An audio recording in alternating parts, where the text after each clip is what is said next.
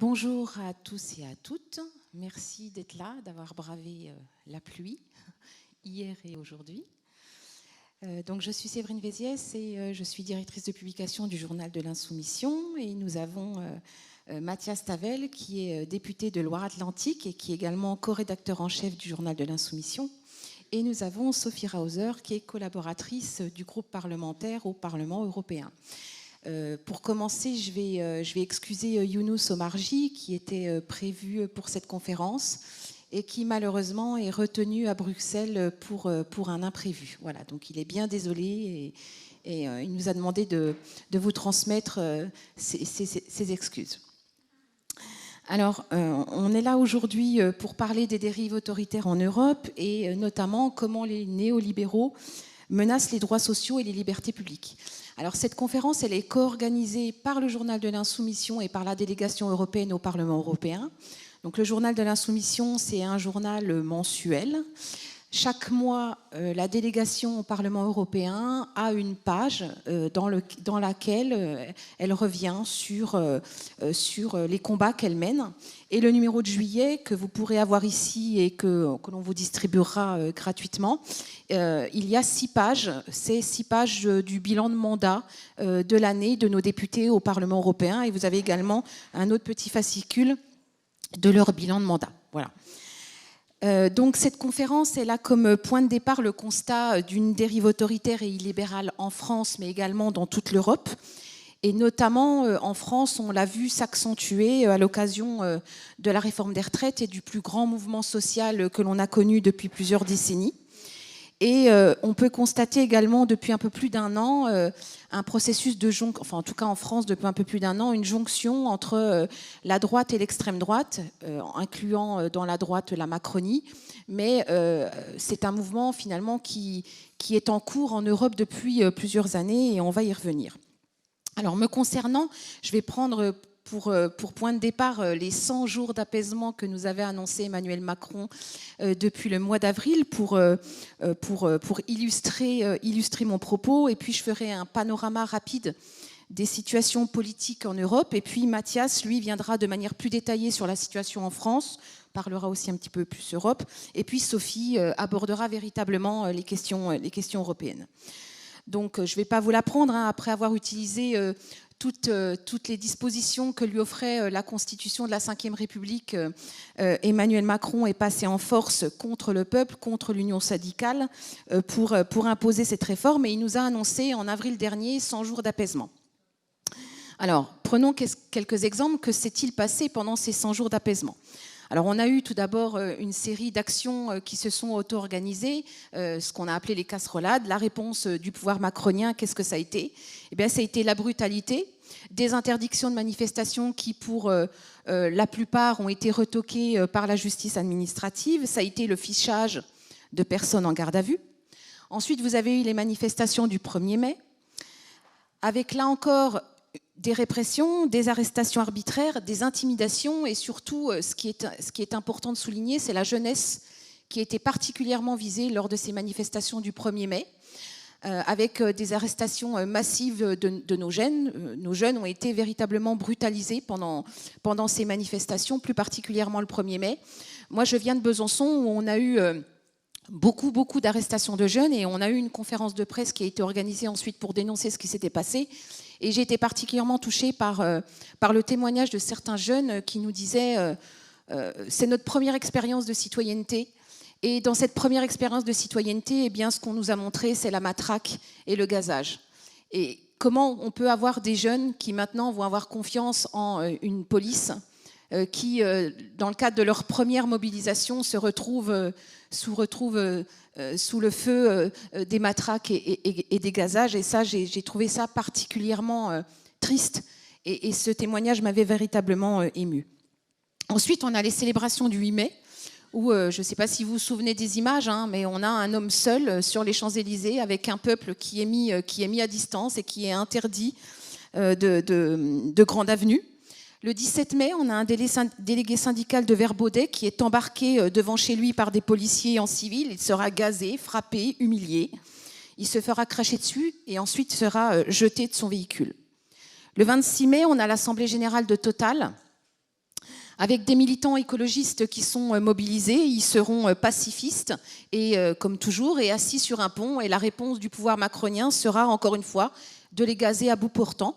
Et on a tous en tête l'image de Manon Aubry qui était là, mobilisée, et qui va se faire copieusement insulter par des actionnaires de Total et qui étaient présents sur place. Le 28 mai, on a Justine Triet, qui est réalisatrice et lauréate de la Palme d'Or à Cannes, qui va être attaquée de toutes parts par la Macronie sur les réseaux sociaux à la suite de son discours où elle dénonçait la violence sociale et institutionnelle du gouvernement à l'occasion de cette réforme des retraites. Et cet épisode où on voit un opposant, enfin une personne qui donne son avis, même si ce n'est pas une militante, qui se voit attaquer de toutes parts, en chœur, sur les plateaux télé et sur les réseaux sociaux. Cet épisode n'est pas isolé, puisque à chaque fois qu'on n'est pas d'accord avec la Macronie, on se voit remis en cause. Le corps l'a été, puisqu'il a été accusé d'avoir indiqué que potentiellement la réforme des retraites n'était pas nécessaire. La LDH, lorsqu'elle s'est prononcée, le défenseur des droits, etc.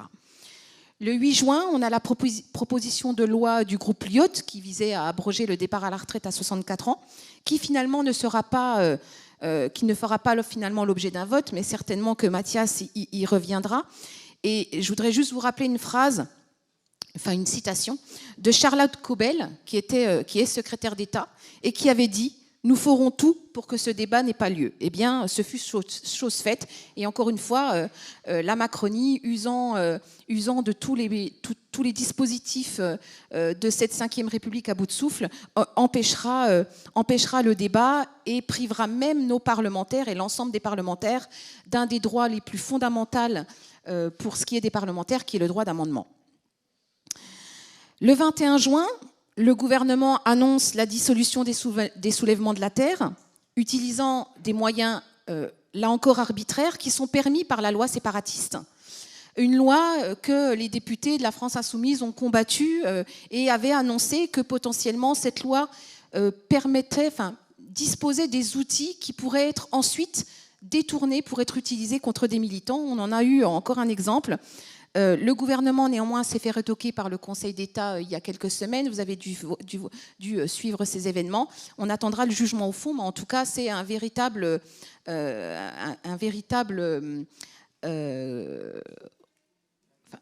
camouflet, merci, pour la Macronie. Et puis, le 27 juin, on a Naël qui est tué par un policier lors d'un contrôle routier. Et à la suite de ces événements, on a une émotion, une colère qui naît en France, une émotion légitime et des révoltes urbaines qui se mettent, des soulèvements populaires qui se mettent en place. Et là, encore une fois, la Macronie, plutôt que de parler des causes, eh bien, il fallait appeler au calme en cadence et appeler au retour à la normalité. Sauf que la normalité dans ces quartiers populaires, c'est le racisme, c'est les discriminations, c'est les services publics qui ne sont plus. Et cette normalité, elle est insupportable. Et là encore, nous avons été les seuls à proposer un plan de sortie de crise. Et on a été particulièrement attaqués de toutes parts parce que justement, nous avons mis le gouvernement face à ses manquements et ses responsabilités. Alors cette évolution, elle n'est pas spécifique à notre pays, comme je vous l'ai dit tout à l'heure. Cette jonction et l'apparition de ce qu'on appelle, alors en France, ils appellent ça l'arc républicain. Vu la tête de l'arc républicain entre la Macronie et l'extrême droite, on préfère ne pas y appartenir. On appellera ça, nous, plutôt un arc réactionnaire qui est en train de se mettre en place, alliant la droite à l'extrême droite dans toute la France, en France et dans toute l'Europe, plus exactement. Et ils ont un agenda politique. Cet agenda politique, c'est d'attaquer nos droits sociaux et nos libertés publiques. Je vais juste faire un panorama rapide de ces situations en Europe et je laisserai Sophie détailler un petit peu plus. En Europe, les pays où on a un gouvernement qui est dirigé par l'extrême droite, c'est la Pologne, notamment avec le parti Droit et Justice.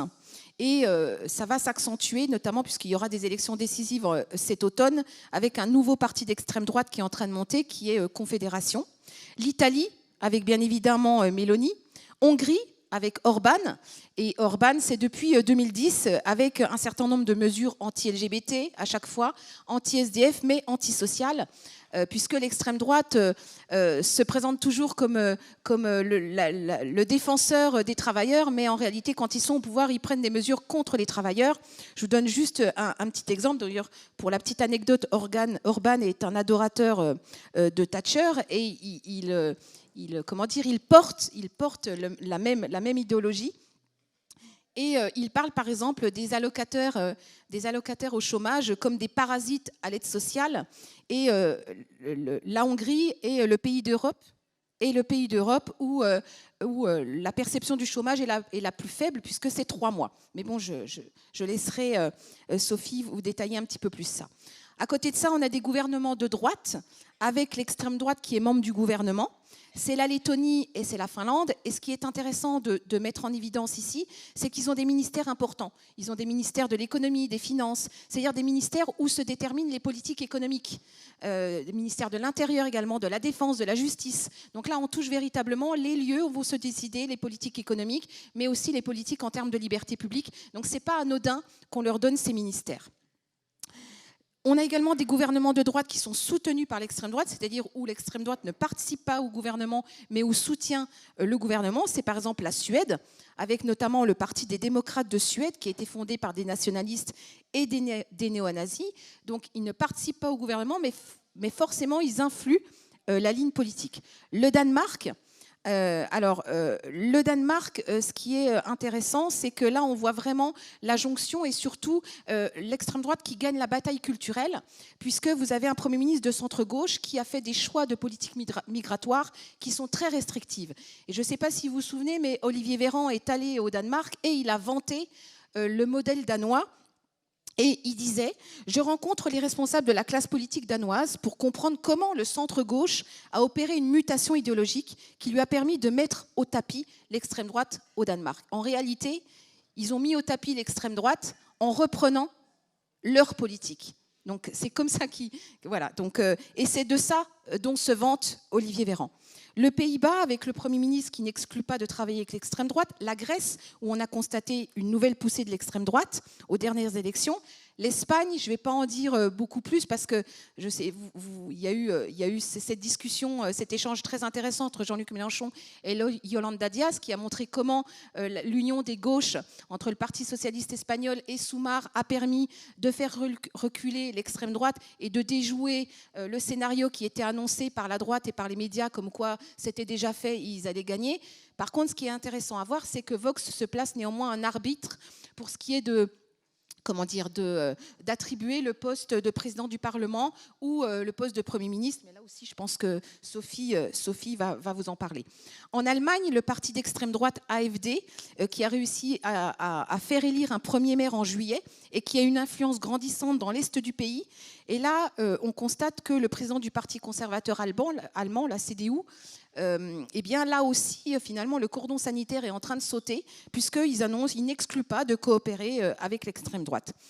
Et je terminerai là-dessus. Le cas d'Italie est un cas qui est une illustration qui doit nous alerter puisque ça fait des années que la droite s'acoquine avec l'extrême droite, avec pour conséquence que l'extrême droite a pris le pouvoir et ça a entraîné une gauche également qui est totalement effondrée et l'Italie nous envie d'avoir encore une gauche qui tient debout et nous en France on est encore cet îlot de résistance parce qu'on a une gauche qui n'a pas oublié d'être de gauche et ce qu'il faut retenir c'est que quand la gauche abandonne ses idéaux, eh bien, elle se fait déborder par la droite et l'extrême droite.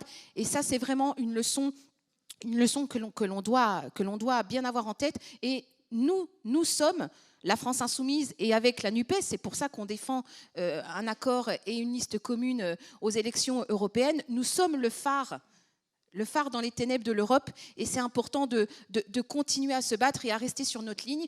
Et quand on parle d'union et qu'on va à une élection, l'objectif, ce n'est pas simplement de lutter contre l'extrême droite, il faut y aller avec un programme parce qu'il faut qu'on sème l'espoir. Merci.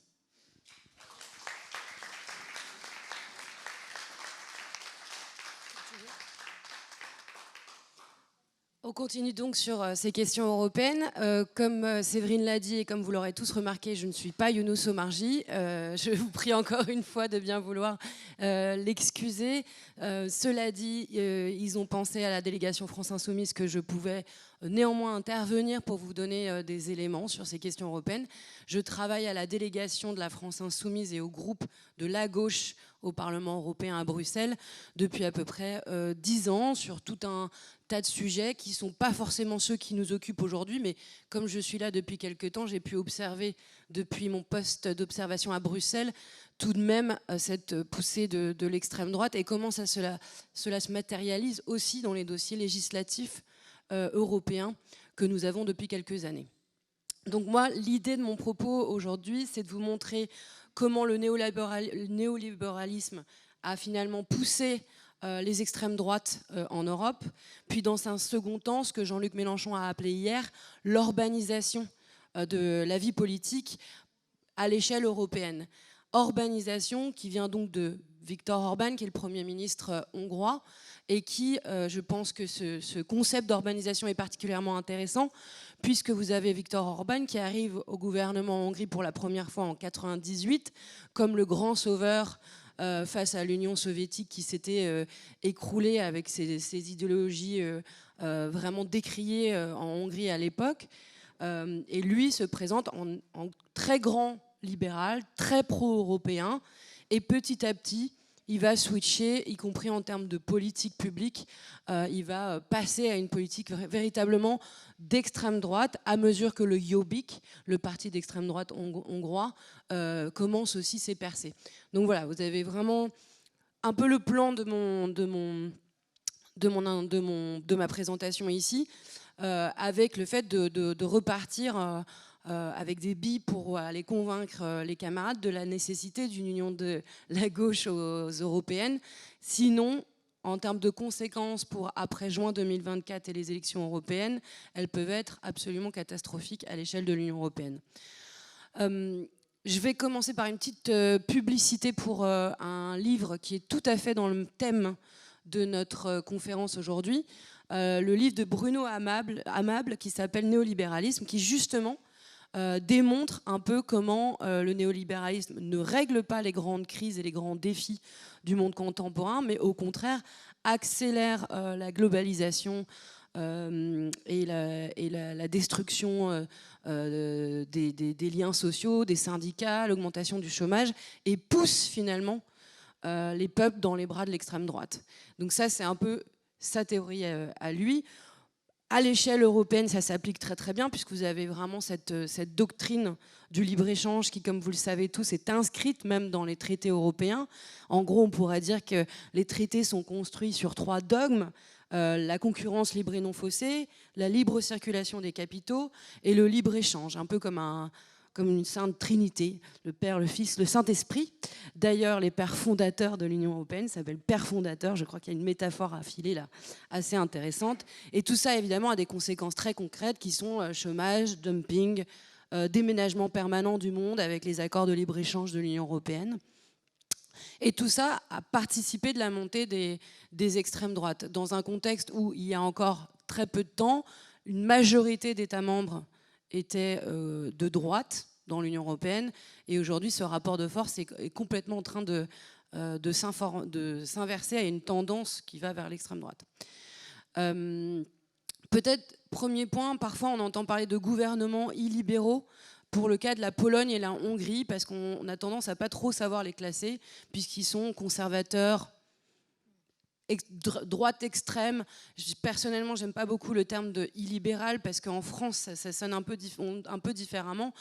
Évidemment, la racine du mot vient de libéral au sens liberté publique et que donc ces gouvernements menacent les libertés publiques, mais pour autant, ils ont bien un agenda politique qui est néolibéral en termes économiques.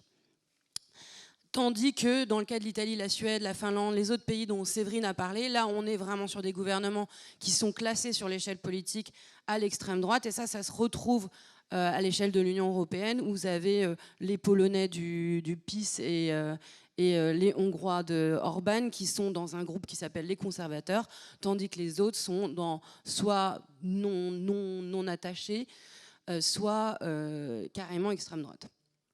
Petite différence voilà, linguistique. Ensuite, vous avez donc la Hongrie, je pense qu'on en a déjà pas mal parlé. Jean-Luc Mélenchon en a déjà pas mal parlé.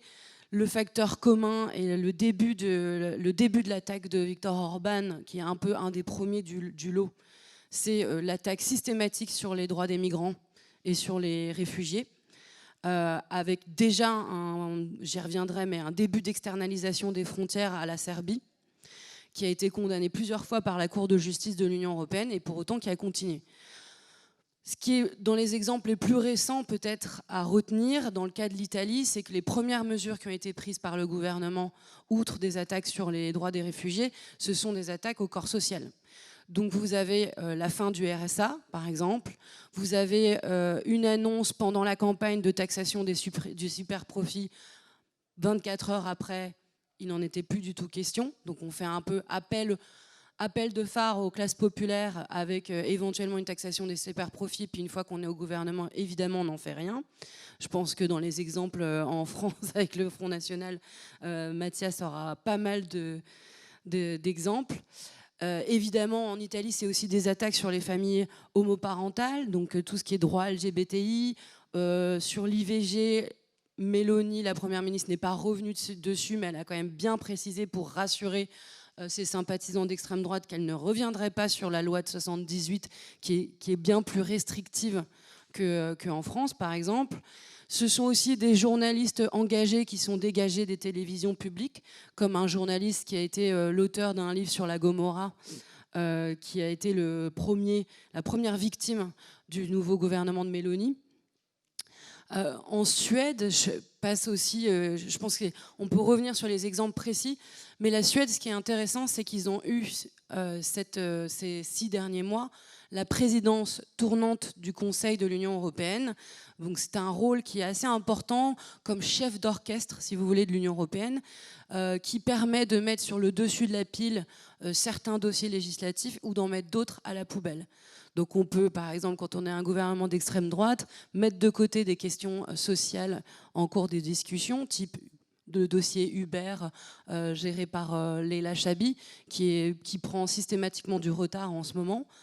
À l'inverse, ce que la Suède a poussé, c'est pour la finalisation de ce qu'on appelle le paquet droit, asile, migration, donc un ensemble de textes de lois européennes sur les questions migratoires, où eux ont poussé pour intégrer dedans un concept d'extrême droite qui est l'externalisation de la gestion de l'asile. Donc le fait de mettre, si vous voulez, au lieu qu'un demandeur d'asile puisse déposer sa demande en arrivant à Paris, par exemple, eh bien, il devra le faire depuis la Libye. C'est un concept vraiment connu d'extrême droite qui revient fondamentalement sur un certain nombre de conventions internationales, qui a été sanctionné plusieurs fois par la Cour de justice de l'Union européenne. Et pourtant, vous voyez qu'avec une présidence d'extrême droite à l'échelle de l'Union européenne, ils ont pu introduire dans le droit européen déjà des éléments extrêmement répressifs pour les réfugiés. Pourquoi je parle des présidences de l'Union européenne? Parce que ça va être malheureusement très important dans les mois et les années qui viennent. À la suite des élections européennes, les prochaines présidences seront hongroises puis polonaises. Donc on va se taper 1 an de présidence d'extrême droite, et ce, quel que soit le résultat des européennes de 2024. Donc le seul moyen d'opposer à cette extrême droite des réponses de gauche, c'est via les parlementaires, les députés européens. C'est en envoyant une majorité NUP à Bruxelles pour contrer le Conseil, c'est-à-dire les chefs d'État qui seront sous-chefs d'orchestre hongrois et polonais.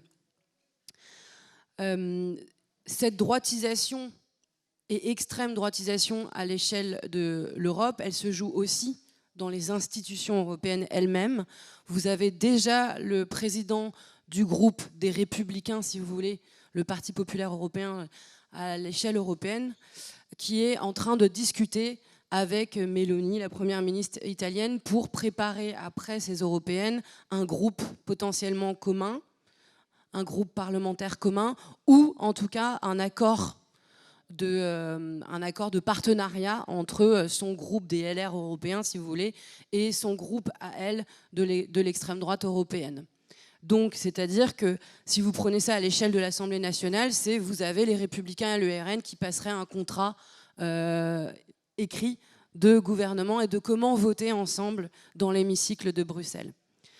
Dans ce contexte-là, les libéraux auront à trancher, c'est-à-dire ce sera soit les macronistes votent des textes avec nous, la gauche, soit ils voteront des textes avec la droite. Là-dessus aussi, les signaux à envoyer ne sont pas très encourageants. À Bruxelles, je sais que parfois ça passe très peu dans les lignes de journaux, et pourtant c'est très important de voir que ce qu'on raconte à l'Assemblée nationale sur les macronistes votent avec les Républicains et le Front National, c'est la même chose à Bruxelles sur des textes qui sont tout autant, voire plus importants, parce qu'après ils peuvent être d'application directe dans les États membres. Donc vous avez là aussi, sur les derniers exemples, la loi sur la restauration de la nature, donc pour essayer de compenser les dommages du changement climatique, d'une agriculture intensive, etc. Un projet de loi qui a été proposé par la Commission européenne, qui n'était pas fantastique, qui n'était pas assez ambitieux selon nous, mais qui avait le mérite d'exister comme une base de discussion. C'était un brouillon, si vous voulez. Les macronistes, le groupe des macronistes, un tiers d'entre eux, a voté contre ce texte avec l'extrême droite et la droite. Donc le champion de la Terre, Macron, son groupe à Bruxelles vote régulièrement contre des projets de loi pro-climat et protection de la biodiversité. Un autre exemple de ces alliances entre les macronistes européens, la droite et l'extrême droite, c'est par exemple, c'est un peu technique, la législation sur la taxonomie. Donc il s'agissait de guider les investissements verts, donc de donner des critères de qu'est-ce qu'un investissement vert pour attirer les investissements privés. Donc par exemple, considérer qu'une nouvelle pipeline de Total ne devrait pas être la priorité d'investissement d'une banque, pour vous donner un exemple. Là-dessus, les macronistes voulaient absolument considérer le nucléaire comme un investissement durable et environnemental. Et donc, Macron est allé serrer la main et négocier avec Viktor Orban le fait que lui voulait absolument que le gaz soit dedans. Et donc, vous avez une taxonomie verte. Le mot vert devrait quand même paraître contradictoire avec l'idée du nucléaire et du gaz, a fortiori du gaz. Et pourtant, c'est bien dans ce texte final, parce que Macron l'a fait avec Viktor Orban. Il a fait un donnant-donnant. Tu me donnes le nucléaire, je te donne le gaz. Je vais passer un peu vite peut-être sur les mécanismes de contrôle d'état de droit. On pourra y revenir dans vos échanges. En très bref, ils marchent mal. Si vous voulez, vous avez pour l'instant, moi ça fait 10 ans que je suis au Parlement européen, ça fait 10 ans que la Commission discute et hausse le ton et les sourcils et tout ce que vous voulez avec la Pologne et la Hongrie, et ça fait 10 ans qu'il n'y a toujours rien. Alors certes, maintenant ils ont mis en place un dispositif législatif, et certes la Hongrie a une astreinte journalière de 1 million d'euros par jour à payer pour non-respect de l'état de droit, mais pour l'instant elle ne l'a toujours pas payé. Du coup, ce qu'ils ont fait, c'est essayer de geler une partie des subventions européennes à ce pays-là. Mais vous voyez bien qu'on est toujours obligé de trouver de rafistoler un droit européen qui est finalement manquant sur les questions de l'état de droit, sur les questions des libertés, de la protection des libertés publiques et de l'indépendance juridique, et que les États d'extrême droite trouvent toujours le moyen de contourner ces recommandations.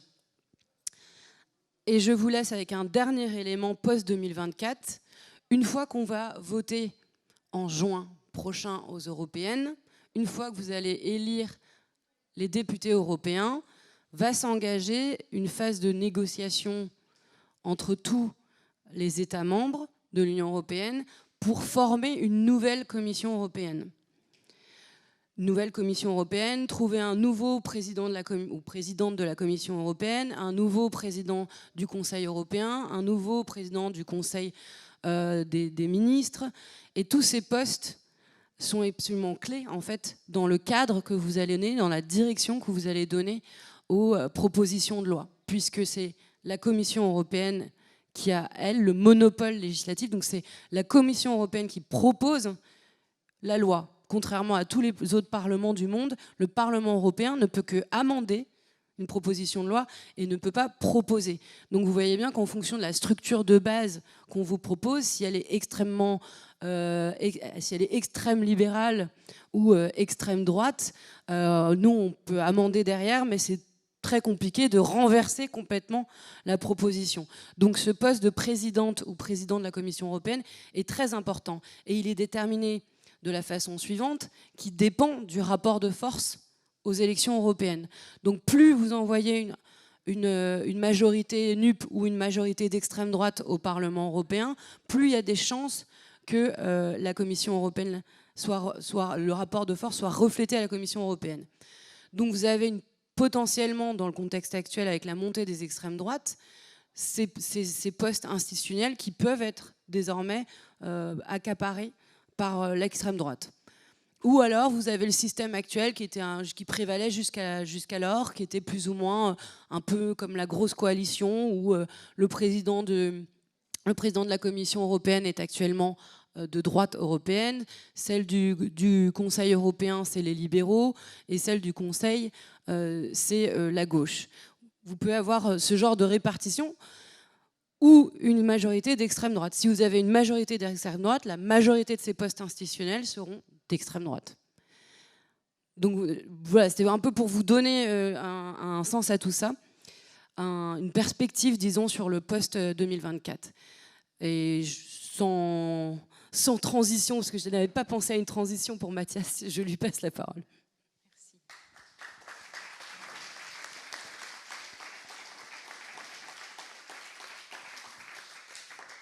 Merci beaucoup Sophie. Effectivement, ce que vient de dire Sophie est très intéressant parce qu'on voit que les mécanismes qui sont à l'œuvre en France sont en fait à l'œuvre à l'échelle de l'ensemble de l'Union européenne. Et ce n'est pas un hasard. C'est parce que l'agenda néolibéral tel qu'il s'applique en Europe depuis maintenant des années et même des décennies, il produit partout les mêmes résultats. Alors il ne les produit pas dans les mêmes dimensions, pas dans les mêmes temporalités, selon le degré de résistance des pays, selon leur degré d'état social au point de départ, etc. Mais les mêmes causes produisent les mêmes effets. Et face à ce qui est en fait un blocage qu'ils ont eux-mêmes créé par leurs réformes, les néolibéraux, dans toute l'Europe, en arrivent au même type de bricolage, d'abord électoraux, mais aussi idéologiques, qui est en gros la formation de cet arc réactionnaire où, pour garder une majorité, eh bien, les libéraux dérivent progressivement sur les thèmes de l'extrême droite la plus raciste qui puisse exister en Europe. Pour bien comprendre comment on en arrive là, je repartirai juste en quelques instants du début de cet agenda néolibéral dont on parle et qui aujourd'hui en vient à menacer les droits sociaux, ça fait un moment, mais y compris les libertés publiques. C'est quoi le néolibéralisme ? Le néolibéralisme, c'est pas juste le libéralisme. Le libéralisme, c'est le marché sait et il faut le moins d'États possible pour que le marché puisse décider et diriger la société vers le bon. Le néolibéralisme, c'est le marché n'arrive pas toujours à aller tout seul, toujours à aller au bon endroit par lui-même. Il faut que l'État soit mis à son service. Et donc on a un État. On a un État, on a des impôts, on a des prélèvements obligatoires, on a des mesures de coercition, on a des investissements publics, mais qui sont mis au service des entreprises, au service des actionnaires, même pas seulement des entreprises comme force de production, mais du capital. Et donc ça passe par une brutalisation de ce qu'est la société et de ce qu'est l'État, au sens où il avait été construit après la Deuxième Guerre mondiale, un État planificateur, garant d'un certain type de progrès social dans une négociation entre patronat, syndicats et État, selon les rapports de force qu'il pouvait y avoir. Ce n'était pas tout rose non plus, il ne faut pas exagérer, mais c'était ça la dynamique. Et il y a eu une rupture à partir des années 70-80 et qui s'accélère à l'échelle européenne, notamment depuis les années 2000. Comment ça se traduit ? Par la volonté d'étendre le champ marchand, de marchandiser le maximum de choses. Alors évidemment, c'est les privatisations, des entreprises publiques qui deviennent des entreprises privées, des biens communs comme l'électricité qui deviennent des marchandises. Et vous voyez aujourd'hui la conséquence de la destruction du service public et du monopole public de l'électricité sur les prix, sur la capacité à investir, à faire la transition écologique, etc. Et de ce point de vue-là, il y a une première ligne de fracture qui apparaît. Il y a ceux qui disent le marché a un peu dysfonctionné, mais si on arrive à le corriger, ça va bien revenir. Il y a ceux, comme l'extrême droite, qui disent qu'il faut sortir du marché européen parce qu'il est européen. Et puis il y a ceux comme nous qui disent mais le problème, c'est pas que le marché aurait ponctuellement failli ou qu'il serait européen, c'est que structurellement, le marché n'est pas capable de gérer un bien commun comme l'électricité qui nécessite une maîtrise publique et peut-être même un monopole public, en tout cas au moins pour la partie de production, qui soit très clairement établi, et que ce soit à l'échelle européenne ou à l'échelle nationale. Faire le marché de l'électricité bleu, blanc, rouge façon Marine Le Pen ne réglera aucun problème. La seule manière de sortir de ce problème-là, ce n'est pas de sortir du marché européen, c'est de sortir du marché tout court. Ça, c'est le premier point, privatiser pour étendre le champ de la marchandisation. Étendre le champ de la marchandisation, c'est aussi étendre le temps marchand. Et dans tous les pays européens, vous avez des réformes pour le travail du dimanche, pour le travail de nuit, etc., etc. Il faut qu'en gros, le capital puisse tourner en permanence. Je passe rapidement, mais vous voyez bien à quoi je fais référence. Vous avez aussi, Sophie l'a évoqué, la question du libre-échange, qui est un dogme de base des traités européens depuis leur fondation, mais qui s'est particulièrement accéléré depuis en gros les années 2000, avec la recherche d'accords de libre-échange bilatéraux entre l'Union européenne et les États-Unis. On en a beaucoup parlé. Le Mercosur, c'est sur la table là, et nous nous y opposons totalement, et nous nous y opposerons dans le cadre de la campagne des élections européennes et au Parlement européen.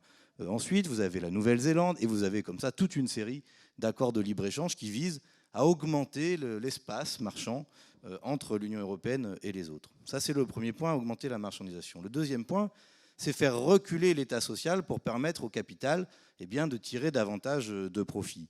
Là aussi, je vais assez vite, mais ça commence par le dumping. Le travail détaché, les délocalisations à l'intérieur de l'Union européenne. Une délocalisation sur deux a lieu à l'intérieur de l'Union européenne, ne l'oublions pas. Il y a des difficultés avec des délocalisations vers le Maghreb, vers l'Asie, vers d'autres parties du monde. Mais une délocalisation sur deux a lieu à l'intérieur de l'Union européenne, notamment si on évoque par exemple les questions de l'industrie automobile, pour ne prendre que cet exemple-là. Et quand vous voyez encore le PDG de PSA qui dit « moi je ne ferai pas la 208 électrique en France, mais à la rigueur je veux bien la faire », je ne sais plus si c'est en Slovaquie ou en Slovénie, mais vous voyez bien le raisonnement qui est derrière cela. C'est la question des retraites. Et on a eu depuis 15 ans, dans tous les pays européens, des offensives extrêmement violentes sur la question du droit à la retraite. Souvenez-vous, c'était dans toutes les recommandations de la Commission européenne depuis des années, réformer le système de retraite. Puis après, vous aviez faire des dépenses sur l'hôpital public et les dépenses de santé. Généralement, Manon Aubry l'avait très bien démontré, le nombre de fois que la Commission européenne a recommandé aux États en général, et à la France en particulier, de réformer son système de sécurité sociale et son système de retraite est considérable. Mais c'était une revendication dans tous les mémorandums de la Troïka à la Grèce.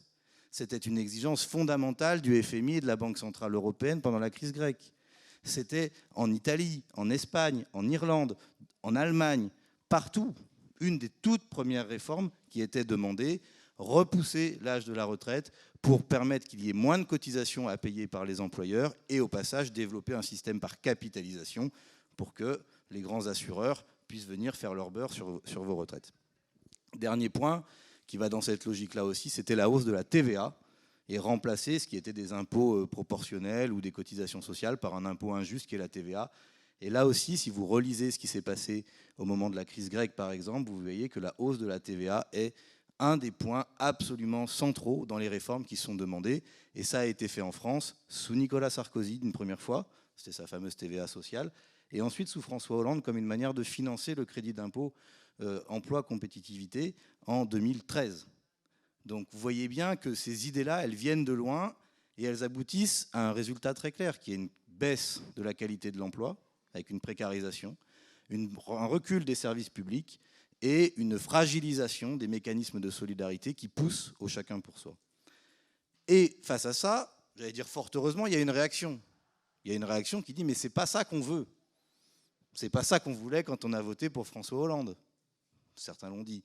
C'est pas ça qu'on voulait quand on a fait l'Europe. C'est ce qui a été dit en 2005. Et donc il y a une majorité sociale qui petit à petit se dérobe sous ces dirigeants néolibéraux qui n'ont plus la légitimité populaire nécessaire à gouverner quand on est en démocratie. Et donc ils ont face à ça 3 réactions. La première réaction, comme ils sont pas très malins et assez politiciens, c'est de chercher des majorités politiques de circonstance. C'est-à-dire qu'on commence par faire les grandes coalitions. Alors pendant très longtemps, ça a été le cas notamment en Allemagne, où vous avez la droite de Merkel et le SPD, les sociodémocrates, qui gouvernent ensemble. Mais vous l'avez eu dans beaucoup d'autres pays, au point, je crois que c'était en 2014, où on était quasiment à la moitié des pays européens qui étaient dirigés par des gouvernements de grandes coalitions. En gros, il n'y a qu'une seule politique possible, et regardez, la gauche, entre guillemets, et la droite, entre guillemets, sont d'accord pour la mettre en œuvre. Ça ne dure qu'un temps. Et quand même, on a la situation en France, où on a eu une vision un peu retardée, puisque nous, on a eu d'abord la droite seule, Sarkozy, qui avait la légitimité, au moins électorale, d'installer cette politique, contestée dans la rue, notamment en 2010, dans la réforme des retraites. Puis après, il est battu, le PS prend le relais, mais à la fin de Hollande, on se retrouve avec une forme de grande coalition qui s'appelle le macronisme. Vous avez Gérald Darmanin, Olivier Véran, Gérard Collomb, Bruno Le Maire, c'est-à-dire une grande partie du PS et une grande partie de la droite qui se retrouvent ensemble pour gouverner. C'est une forme de grande coalition à la française qui prend la forme d'un parti ou d'une coalition unique en marche, parce que le mode de scrutin français est majoritaire et pas proportionnel, et donc il faut que l'alliance se fasse avant l'élection plutôt qu'après. C'est une réforme, c'est une manière de répondre. Mais même ça dure qu'un temps, et c'est là où on en arrive. Aujourd'hui, Macron, réélu de justesse, tout le monde l'a vu, alors qu'il n'y avait plus de PS et plus d'UMP, enfin de LR, tout seul au premier tour, il fait même pas 30. Alors que si vous additionnez Sarkozy et Hollande en 2012, vous êtes à beaucoup plus que 50% à eux deux. Donc il y a eu un rétrécissement de la base sociale qui est prête à consentir à ce type de réforme. La première réponse, c'est on concentre toutes nos forces sur un seul candidat, Macron, et même là, on voit bien que ça ne suffit pas. Parce que sur la réforme des retraites, c'est 70% qui disent non, 93% des actifs, etc. Et donc, on assiste à un basculement où, pour aller au bout de cette logique-là, ce qui reste de cette grande coalition se tourne vers l'extrême droite pour trouver là un allié de secours. C'est ce qu'on a vu, c'est ce qui a été évoqué dans plein d'autres pays, et c'est la pente sur laquelle la France est engagée. Et l'un des exemples là, c'est l'Italie, qui a été pendant longtemps un exemple où vous aviez d'abord Berlusconi, puis il a été dégagé d'ailleurs parce qu'il refusait un certain nombre de réformes, comme quoi parfois, et il a été dégagé sans ménagement par Sarkozy et Merkel. Vous vous souvenez peut-être, c'était un sommet en France à Nice où ils lui ont dit maintenant tu fais les réformes ou on te renverse. Et il a été renversé. Après, il est revenu. Comment il est revenu? Avec l'appui de la Ligue du Nord, de Salvini, minoritaire au départ. Et après, le chien est monté sur la table, comme on dit. La Ligue du Nord a pris le pouvoir. Et puis après, la Ligue du Nord elle-même a été dépassée par encore plus à l'extrême droite qu'elle, c'est-à-dire par Meloni.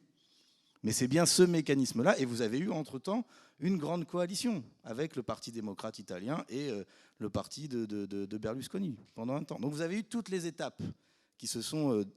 voilà, et il n'y a pas de raison que sur la pente sur laquelle on est aujourd'hui, dans la situation dans laquelle se trouve le macronisme, et dans la situation et le programme qu'il veut continuer à appliquer en matière de casse du droit du travail, en matière de retraite, en matière de protection sociale et de services publics, il n'y a pas de raison qu'on échappe à cette tentative. Et on voyait très bien Darmanin, etc. Et encore le discours de Macron, enfin son interview dans Le Point la semaine dernière, qui est très clairement une ouverture, ou ce qu'il peut dire Sarkozy, par exemple, qui va dans le même sens en décernant des brevets de respectabilité à l'extrême droite. Quand on dit la France insoumise n'est pas dans l'arc républicain, sous-entendu tous les autres y sont, c'est bien qu'en fait, il prépare un arc réactionnaire qui va du macronisme au Front National, au Rassemblement National. ça, c'est d'abord du bricolage politicien. Mais ça a aussi, j'allais dire, pour eux, une fonction idéologique très profonde, qui est de diviser la résistance populaire à leur politique. Si les classes populaires, dans leur diversité, se présentent unies pour rejeter le néolibéralisme, ils perdent. Exemple, 2005. Le référendum en France, le vote non majoritaire. Pourquoi ? Parce que le vote non écrasant, 80% chez les ouvriers, écrasant chez les employés. Et donc quand vous avez une union des classes populaires contre le néolibéralisme est minoritaire en France. Et donc ils ont besoin de casser cette union, de la rendre impossible. Et c'est là que vient la question du racisme. La question du racisme, pour eux, elle est une manière d'essayer de fracturer, de diviser. Non, vous devez choisir entre détester les Arabes ou sauver vos retraites. Et alors, nous, on pense que spontanément, il vaut mieux sauver les retraites. Au-delà même du fait que détester les Arabes n'est pas pour nous une option, ne l'a jamais été et ne le sera jamais. Mais c'est la question qui a été posée à un certain nombre d'électeurs d'extrême droite. Est-ce que vous préférez battre le député macroniste dans vos circonscriptions en votant pour un NUPES, ou est-ce que vous préférez rester à la maison et après vous ne viendrez pas vous plaindre?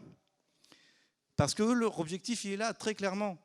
Il faut à chaque étape qui fracture et qui fracture encore pour empêcher que la jonction se fasse par la défense des intérêts sociaux des classes populaires contre le néolibéralisme. Donc c'est ça l'agenda raciste, c'est à ça qu'il sert. Ce n'est pas juste une diversion pour parler d'autre chose, c'est bien une stratégie politique de division pour permettre de garder une forme de majorité au moins institutionnelle qui permet de mettre en œuvre les politiques. Troisième réponse, je pense qu'il faut que j'accélère un peu, c'était, et vous l'avez vu très clairement, c'est une réponse autoritaire. Alors, les libertés publiques, ça a été évoqué, mais frontalement antidémocratique. Je vous ai parlé de 2005, il s'est passé quoi? On vote non, 3 ans après, on nous remet le même traité imposé à l'époque par une grande coalition Hollande-Sarkozy. Souvenez-vous de la une de Paris Match. Et cette logique-là, on l'a après. 2008, les Irlandais rejettent le traité de Lisbonne, on les fait revoter une deuxième fois. 2010-2011, la crise des dettes souveraines, certains pays sont attaqués, on leur demande de faire des réformes, comme ils disent, ils refusent. Que se fait-il? D'abord, on change les gouvernements, je vous ai parlé de Berlusconi. Ensuite, la Banque centrale dit, si vous ne faites pas les réformes, je coupe les liquidités. C'est Chypre, 2013.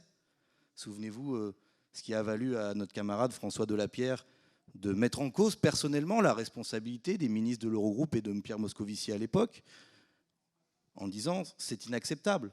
Le blocus monétaire d'un État par la Banque centrale à laquelle il appartient, parce que la Banque centrale européenne était aussi la Banque de Chypre, c'est un acte de guerre financière. Si vous faites un blocus maritime, c'est un acte de guerre. Si vous faites un blocus financier, c'est un acte de guerre financière contre un État membre de l'Union européenne. C'est ce qui a été fait à Chypre, avec la complicité du gouvernement français socialiste de l'époque.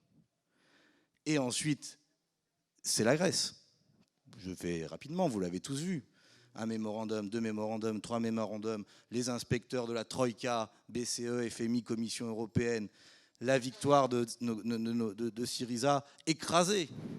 Et que dit à ce moment-là Varoufakis, qui était le ministre grec de l'économie? Il dit, les Français, vous êtes les prochains sur la liste. J'ai retrouvé là ses propos. Il dit, la France est la prochaine cible du docteur Schäuble, c'était le ministre allemand de l'économie à l'époque. Mais on y est. La réforme des retraites, c'est ça. Le 49.3 sur les retraites, il a commencé en Grèce. Le 49.3, il a commencé en 2005. Et ce qu'on vit là n'est pas un accident, une anecdote, une parenthèse. C'est la nouvelle étape de la dérive austéritaire de l'Union européenne qui, pour imposer le néolibéralisme à des peuples qui n'en veulent plus, est obligée de recourir progressivement à des méthodes de plus en plus autoritaires, de plus en plus antidémocratiques. Et donc la question de la démocratie devient non seulement une question politique, mais une question économique, une question sociale. Et j'allais dire, il ne peut plus y avoir de démocratie qu'anticapitaliste. Parce que c'est le principe même du droit des citoyens à décider à la place des marchés financiers et à la place des actionnaires qui est en cause. Et c'est bien tout le sens de ce qu'on essaye de faire. l'union populaire à la base de tous ceux qui sont les perdants de ce néolibéralisme, avec un outil, la NUPES, dont on espère l'unité dans le cadre des élections européennes, parce que c'est le chemin le plus simple pour espérer desserrer cet étau, et évidemment avec derrière une stratégie qui est une stratégie de rupture. C'est-à-dire pas pour refaire ce qui a été fait sous François Hollande, ou même arrêter en cours de route, comme ça a été fait en Grèce en 2015. Et donc aller au bout de cette logique, c'est la désobéissance, c'est la refondation de tout ce qu'on a dit sur les questions européennes. Voilà un peu comment tout ça prend sens à l'échelle de l'Europe, à l'échelle de la France, et pourquoi nous, on a aujourd'hui cette position-là, en quelque sorte, entre le marché et la démocratie, il faut choisir.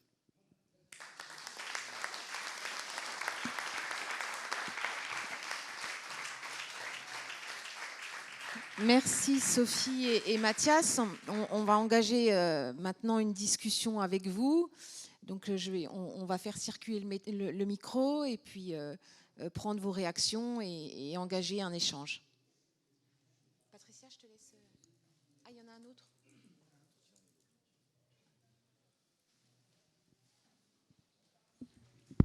Juste le temps que le micro arrive, je rajoute un point que j'ai oublié.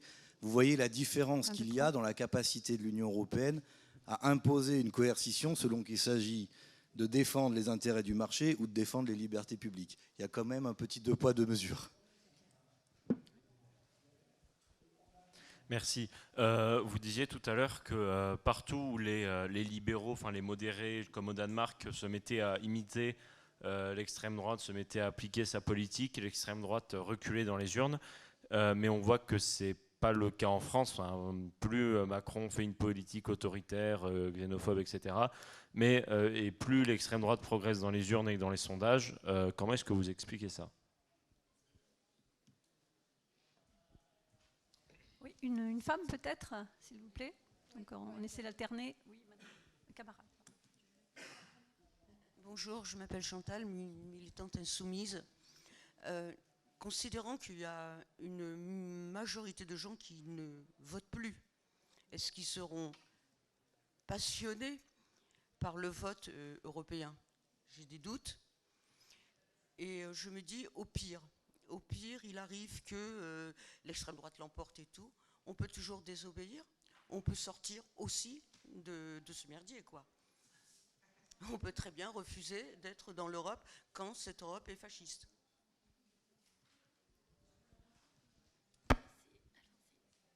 Merci.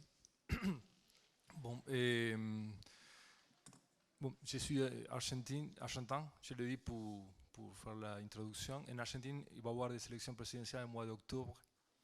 Et en tête, un candidat s'appelle Javier Milei, que c'est de l'extrême droite, et que justement, il propose cette idée, non, dans le même sens, à l'extrême, par exemple, de vendre des organes des êtres humains, de pulvériser le système de retraite, de privatiser tout à un niveau incroyable.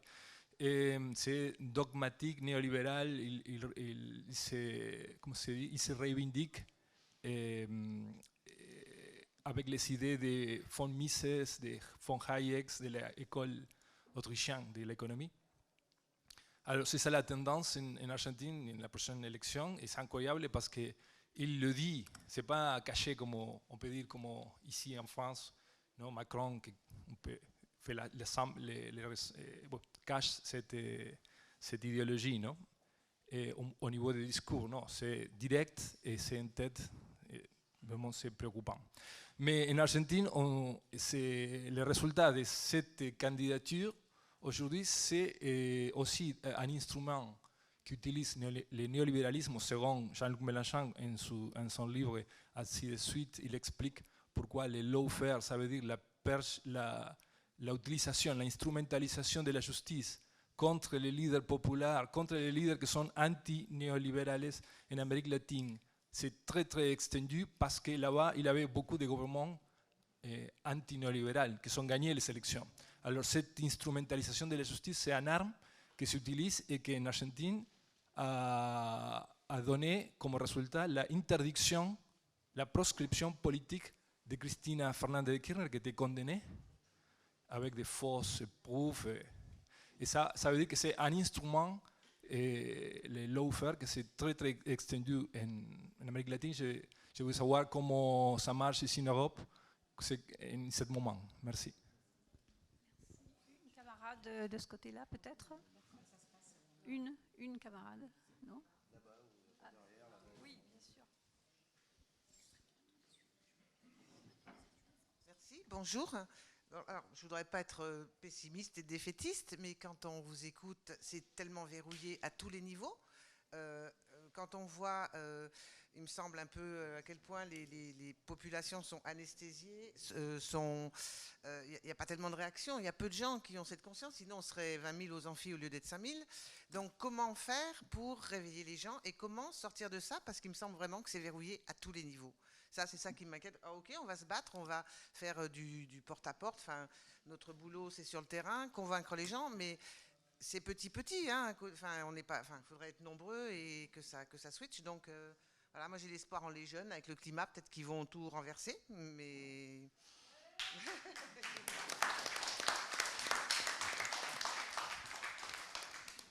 Bonjour. Donc, je voulais faire deux remarques. D'abord, pour ce qui est de... Enfin, moi, j'ai été attentif à toute cette évolution qui est donnée sur le libéralisme, mais est-ce que c'est réellement une évolution ou est-ce que finalement le libéralisme, c'est pas juste l'absence de valeurs politiques et de faire feu de tout bois, c'est-à-dire que là, la société, c'est opportuniste pour eux de faire ce type d'alliance, donc ils le font, mais s'il y avait une construction plus social et tout, il dirait que c'est les champions du social. Là, ils se présentent comme les champions de l'ordre, etc. Mais juste par opportunité. Et sinon, je voulais dire que je pense effectivement qu'il y a un très grand potentiel pour la gauche de faire vraiment un bon score aux européennes et vraiment de faire quelque chose. Mais il y a tous les facteurs anesthésiants dont on parle, que ce soit par l'information, le contrôle de l'information, par la banalisation aussi, de dire tous pareils. Donc, regardez-nous ce qu'on fait, c'est horrible, mais tous les politiques sont pareils. Donc, on décourage les gens d'aller voter, puisque pourquoi voter pour un politique alors qu'on n'est pas du tout pareil selon l'étiquette politique. Et voilà, enfin, il y a tout ce genre de mécanismes à l'œuvre. Merci. Une camarade, s'il vous plaît, quelque part. Oui. On va peut-être répondre. Oui. On va faire un premier tour de réponse, Patricia, et puis après on va reprendre. Moi, je vais juste dire quelques mots, puis ensuite je passerai le micro à mes camarades. Par rapport à l'extrême droite dans les urnes, ce qui se passe alors, on a l'impression que c'est en recul dans les urnes par ailleurs.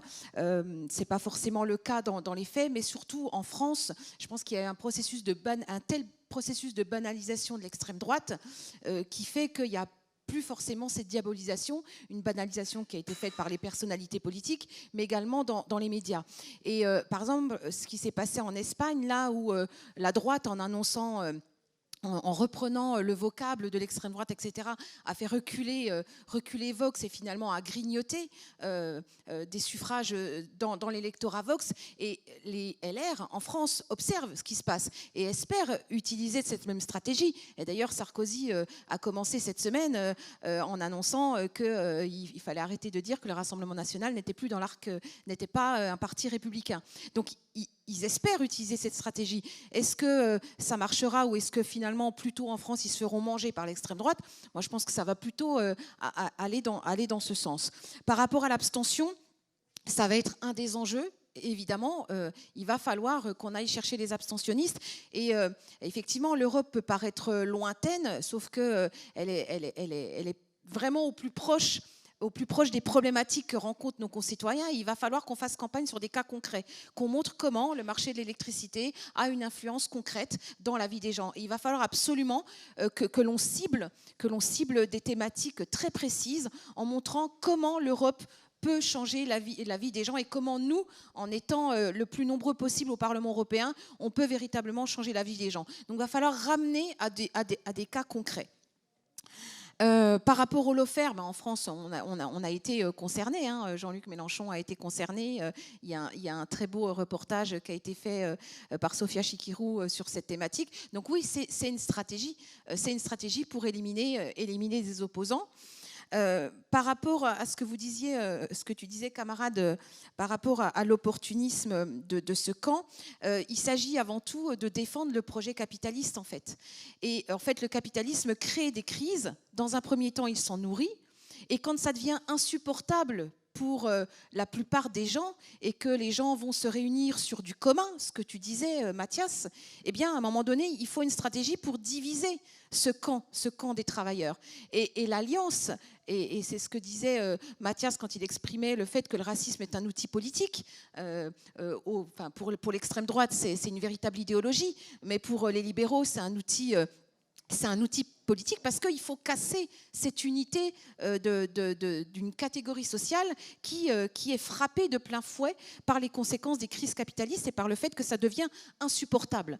À partir du moment où ça devient insupportable, eh bien, il y a un regroupement qui se fait au sein des communs et qui potentiellement peut renverser les libéraux et le système capitaliste. Donc l'objectif de s'allier avec l'extrême droite, il est là, il est double. C'est diviser les classes populaires, diviser ceux qui souffrent des conséquences du capitalisme et des politiques néolibérales pour ensuite, eux, s'allier, unir le camp des classes dirigeantes autour du même projet, puisque leur projet, il est le même, c'est de faire perdurer le modèle capitaliste, voire même le renforcer.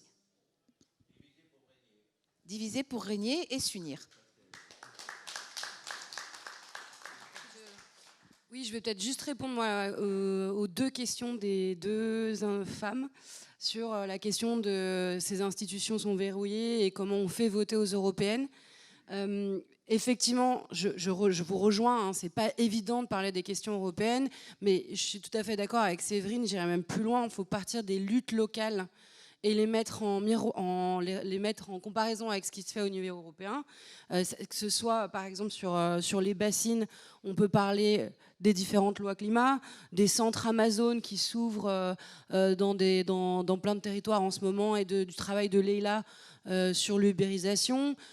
Pour revenir même sur l'ubérisation, aussi rendre les choses peut-être un peu plus concrètes. La bataille qui est en train de se jouer sur la présomption de salariat, concrètement, c'est que 5 millions de travailleurs européens qui demain, potentiellement, auront accès aux congés payés, à la sécu, à la retraite. Enfin, c'est concret, quoi. Parfois, j'ai l'impression que quand on dit ubérisation, on perd le sens concret de la bataille qui se joue à Bruxelles. Mais tous nos sujets sont extrêmement concrets. La loi sur la restauration de la nature, c'est de dire peut-être, ce serait peut-être pas mal de mettre quelques bocages de temps en temps pour s'assurer qu'on puisse garder l'eau dans les prés et dans les champs. Donc, tous ces textes européens peuvent être pédagogisés et rendus moins technocrates et être mis dans des contextes locaux très directs. Peut-être aussi le dernier point qu'évoquait Yolanda Díaz, la ministre espagnole de Podemos, de Sumar, insistait sur le fait qu'on ne peut pas faire une campagne des européennes en disant votez pour nous contre l'extrême droite, mais bien en partant de notre programme, des éléments qu'on aura gagnés et qu'on peut encore gagner à l'échelle européenne. Et évidemment, tout n'est pas verrouillé. Évidemment, c'est très très difficile, j'en conviens. Mais là, on le voit bien, en menant une bataille de front. Je prends encore cet exemple de Uber, parce que je pense que c'est peut-être celui qui est le plus connu par les camarades, mais en menant une bataille de front à Bruxelles et à Paris, Daniel Simonet, d'autres députés nationaux avec leur commission d'enquête, Leïla Chabi avec son rapport, son travail de négociation à l'échelle de l'Union européenne, on est en train d'arracher une victoire conséquente. Donc voilà, vraiment pas faire une bataille en... Je pense que c'est pas un élément de mobilisation de dire votez pour nous contre l'extrême droite et sinon là on était entre militants et il est important quand même qu'on vous donne des éléments de menaces très concrètes des extrêmes droites à l'échelle nationale qui peuvent vampiriser Bruxelles et les institutions européennes, mais évidemment que ça ne doit pas être, je pense, le cœur de notre campagne, mais d'abord faire une campagne pour notre projet européen. Voilà, je m'arrêterai là.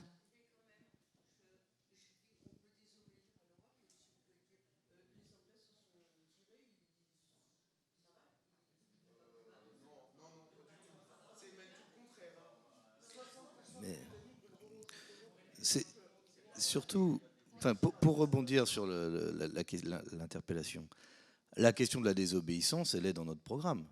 Enfin, elle l'est depuis des années. On s'est battu pour qu'elle soit y compris dans le programme de la NUPES, avec une petite différence sémantique. Les socialistes préfèrent en parler, de déroger de façon transitoire dans l'attente que les règles soient revues. Bon, n'empêche que moi je veux bien déroger de façon transitoire en attendant que les traités européens changent. Si à la fin, ça veut dire qu'on n'appliquera pas les règles telles qu'elles sont là, donc qu'on désobéira. Voilà, cette question-là, il n'y a pas de débat entre nous, camarades.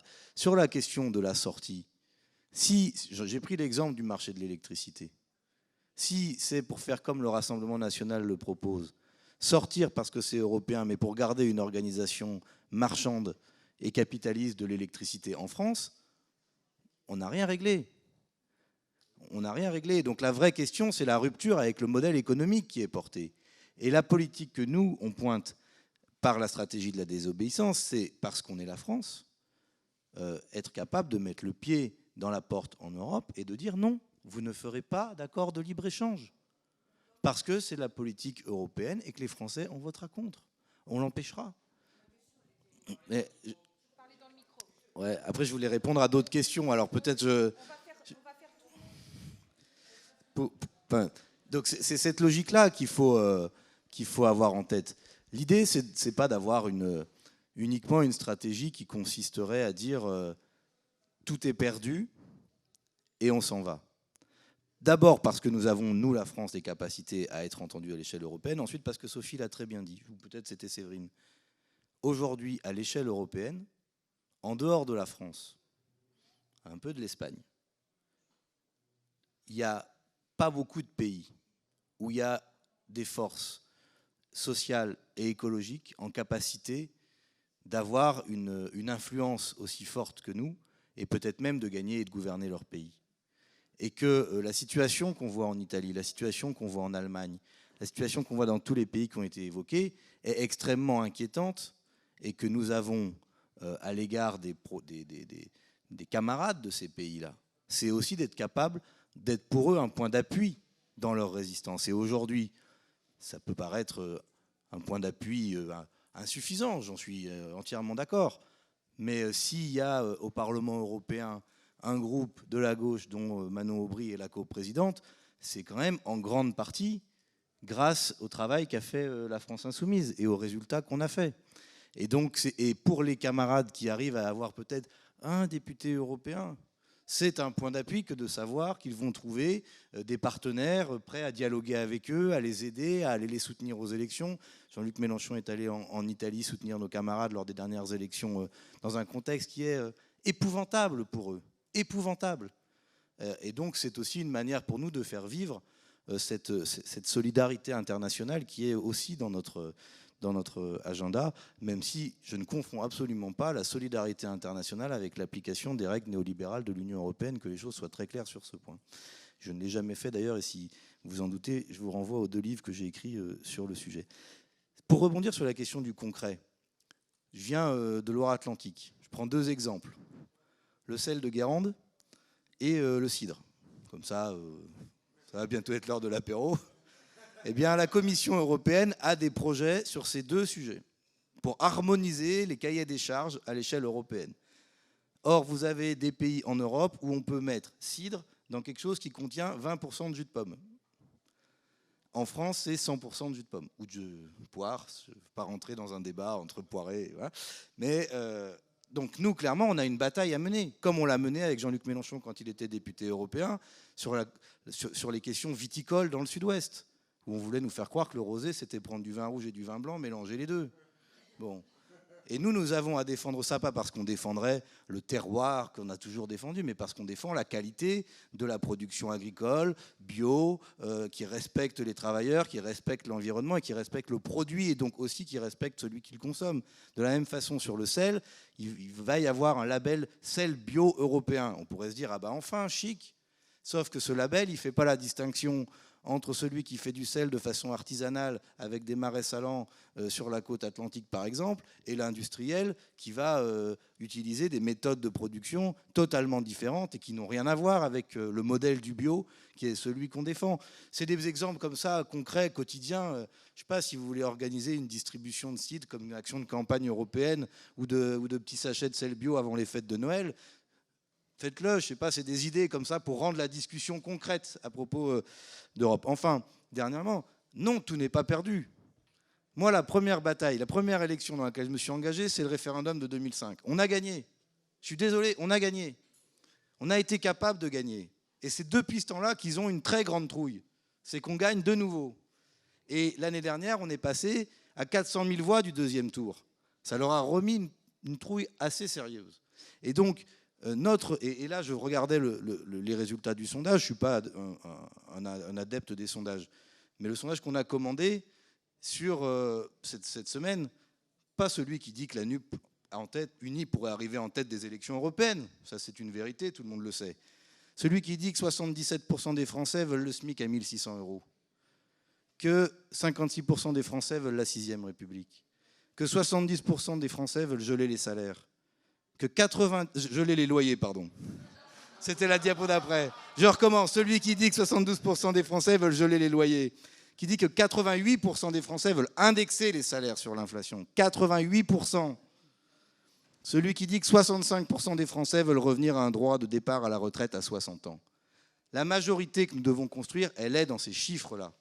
C'est ça l'Union populaire et c'est de ça dont ils ont peur. Parce que je peux vous garantir que le jour où on indexe les salaires sur l'inflation, il y en a quelques-uns qui vont faire une drôle de tête. À peu près la même tête que celle qui faisait le 29 mai 2005 vers 20h01.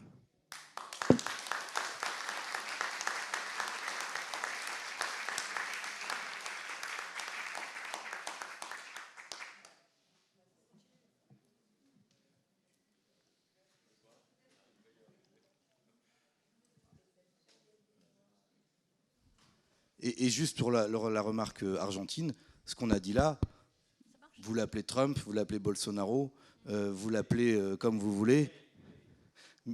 Milei en Argentine, c'est la même dynamique parce que, pour le coup, l'Amérique du Sud a été effectivement, avant nous, un laboratoire de ces réformes-là. Oui, bonjour, Fatia de Paris. Je suis animatrice d'un groupe d'action dans le 13e arrondissement. J'ai bien écouté votre démonstration qui est très intéressante. En tout cas, on retombe sur la question démocratique et on a très bien vu ces dernières semaines avec toutes les luttes qui ont été menées, notamment sur la réforme des retraites, toute la répression qui s'est abattue sur les manifestants. Et pas seulement, puisque maintenant on fait la chasse aux syndicalistes, on fait la chasse aux jeunes dans les banlieues, etc. Quelle réponse est-ce qu'il ne faudrait pas qu'on concentre aussi nos forces dans la bataille sur la question démocratique, qui reste fondamentale? Donc, et ça prend tous les bouts sur les questions sociales, sur les questions des violences policières, sur les questions économiques et sur les questions des privatisations et de l'entrée, la privatisation sur ce marché mondial, à commencer par l'électricité qui est un exemple criant. Merci. Oui, ici, de ce côté-ci, un camarade.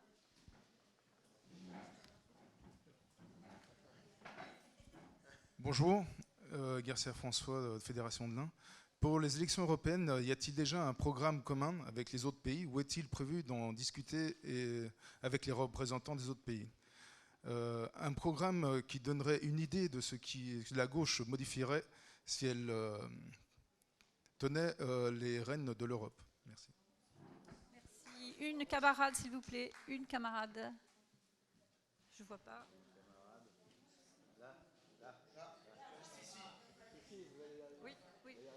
Oui. Bonjour, le groupe d'Aix-en-Provence, GADEX. Voilà, je me présente, je suis Simone, donc enseignante en histoire géo.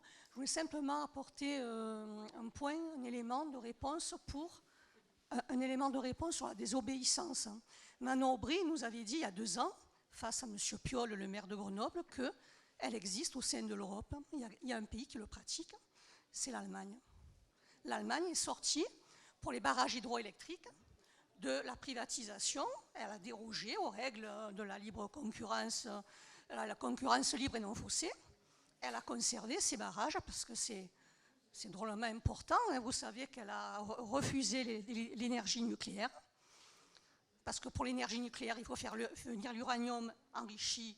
Je l'ai appris d'ailleurs hier lors des ateliers, donc de Russie et du Kazakhstan. Donc elle le garde, donc l'énergie renouvelable, elle le met en place et elle conserve ces barrages au sein des biens communs. Donc elle nous avait bien dit ça il y a 2 ans, ici même d'ailleurs, dans un débat contre M. Piolle. Voilà, c'est simplement un élément d'information qu'il faut prendre en considération. Donc si l'Allemagne le fait, pourquoi pas nous? C'est tout. Merci. Merci à toi. Oui. Pardon, excusez-moi. Il y a 2 mains là-devant. Oui, je vais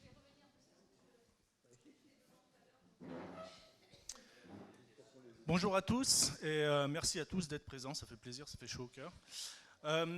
Par rapport au néolibéralisme, je pense qu'on a un défaut ou un déficit de définition. Vous l'avez très bien dit tout à l'heure, le néolibéralisme, c'est la mise à disposition des moyens de l'État en faveur du marché. Et ça, je pense que c'est aussi une des choses que tout le monde n'a pas bien saisi, en tout cas dans la société française. Peut-être que pour nous, c'est évident, mais je pense que c'est aussi quelque chose sur laquelle on devrait bien insister pour que les gens se rendent compte que c'est plutôt un extrémisme du capitalisme.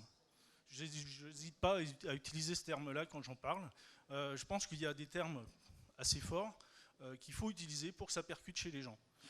Donc voilà, est-ce qu'il ne serait pas, dans le but de lutter contre cet ennemi-là, est-ce qu'il ne serait pas nécessaire d'employer des termes assez puissants pour que vraiment les gens, ça fasse quelque chose chez eux pour que ça fasse tilt? Parce qu'on se retrouve aujourd'hui à devoir combattre pour moi 2 ennemis, l'extrême droite et l'extrême marché, on va dire ça.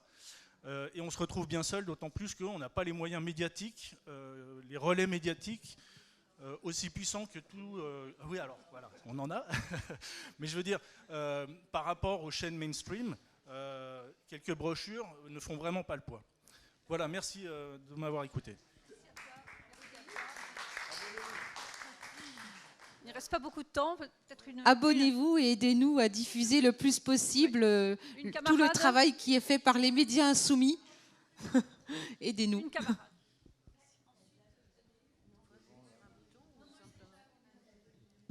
Oui, bonjour.